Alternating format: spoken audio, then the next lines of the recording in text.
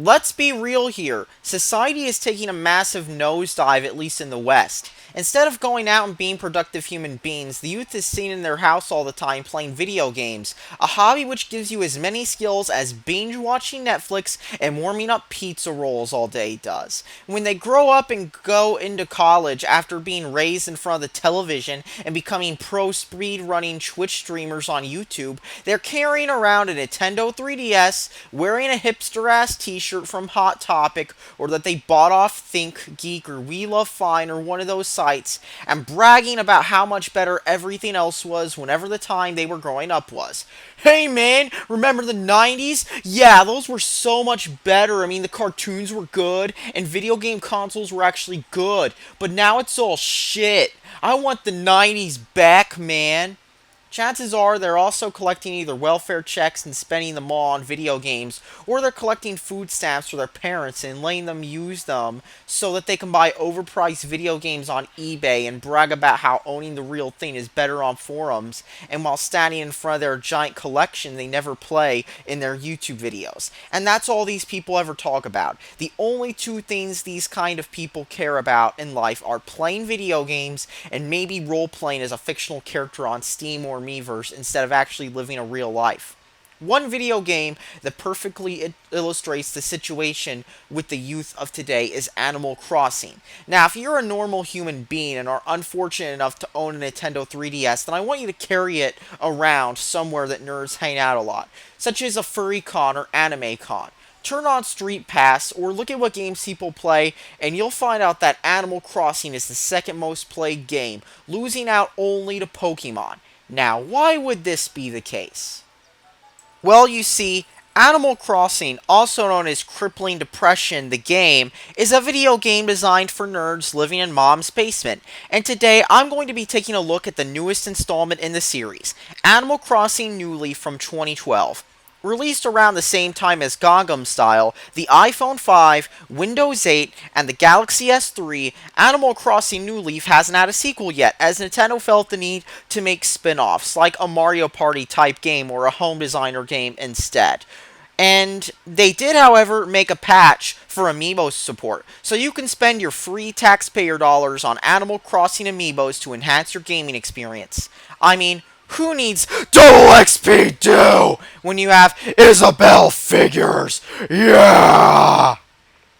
But anyways, the premise of Animal Crossing that attracts lonely nerds is this. You're a human, going to a town of furries, and you become the mayor of the local Anthrocon, something that furries will never get despite spending all of your taxpayer money on fur findy commissions. And then the piece of shit really stake loan shark, Tom Nook, builds you a house before putting you under crippling debt, meaning you have to do things in Furryville to pay off your loan. I mean, things like fishing and doing stuff around town. I mean, come on, I don't want that shit in a video game. I just want to, get headshots or something. But anyways, the premise is escapism. Plain and simple. Nintendo is banking on the fact that the typical Animal Crossing player has zero friends and zero responsibilities in life. So not only does this game allow you to pretend you have friends, but you can pretend that you have a life and that your friends are furries too. After all, this is a common theme among nerds online. They just love anthropomorphic animals, and they love to both pretend that they're these animals, and they love to jerk off to them. They start off as kids playing games like Sonic and Spyro and Pokemon, and grow up to be deviant artists with Tumblr and Furfinity pages as what's left of their minds slips away, and their mental energy goes towards their fetish, and their mom's credit cards towards commissions, pizza rolls, and Monster Energy drinks.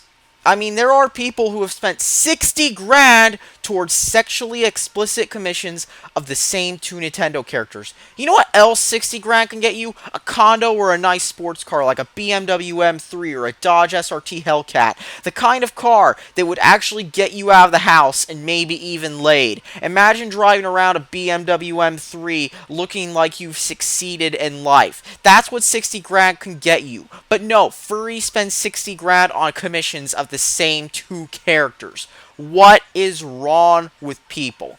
An Animal Crossing player could be going to the gym, taking supplements, changing their diet, and trying to get a job and improve their real life. But no, they're sitting in front of a 3DS in public like an 8-year-old, crawling into their own little fantasy world because they're trying to escape their situation instead of better it.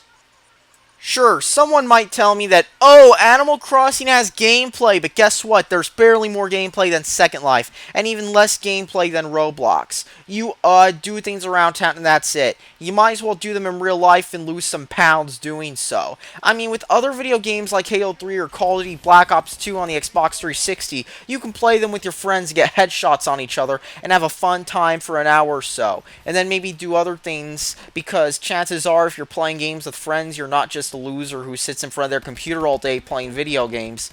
This, you're sitting alone, zoning out on what's around you, as you waste your time and what's left of your brain cells trapped in the world of Animal Crossing. There's a multiplayer mode that lets your internet friends you never see in real life visit your town without having to record a VHS tape of your adventures in Animal Crossing and mail it to your friends. I mean, there's literally no other way you can find Animal Crossing fun unless your entire life revolves around eating pizza rolls and living out a virtual life as your body decays and your time is wasted on your fantasies instead of improving your life and this world we live in, which sounds, shockingly similar to Second Life and the people who play that game to me. And it's as depressing as seeing kids glued to the internet taking in low-quality YouTube content in the middle of Walmart and a shopping cart as a single mom looks the other way and lets little Jimmy be distracted so she can buy groceries in peace, and then when she gets home, brag about how sweet her kid is on Facebook while the tablet in public school raises her kid. And the person playing Animal Crossing on his 3DS, he's just an outcome of society in this current year. All in all, please don't play Animal Crossing. There are better things to do with your life and money. Go to the store, buy some supplements like B12, niacin, fish oil, CoQ10, and maybe NAC if you're heavily stressed. Change your diet, go to the gym and work out, and try to get a job somewhere. Go to Craigslist once you've gotten that job and get something like a Miata or E46 and have a better image driving around than that nerd in a Hyundai with Pokemon plushies all over their car. Quit playing I Have Friends Simulator because that doesn't give you any skills and friends in real life. Instead, just get real friends. And then you know what?